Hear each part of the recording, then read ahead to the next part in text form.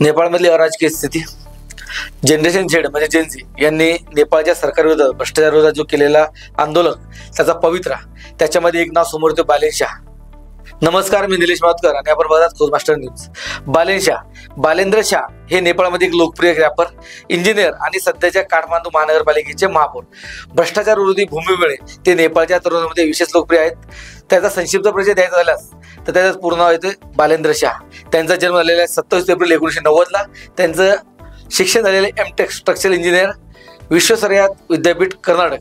त्यांचा व्यवसाय रॅपर, कवी आणि सहराष्ट्र अभियंता तसेच राजकारणी. त्यांच्याकडे सध्याचे पद काठमांडूचे 15वे महापौर, ते पण अपक्ष.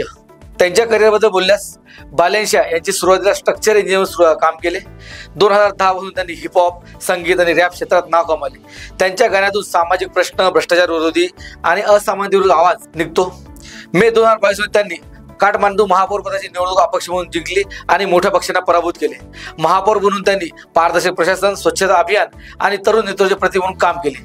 2024 सालच्या टाइम मॅगझिनच्या 100 प्रभावशाली नेत्यामध्ये त्यांचा समावेश झाला.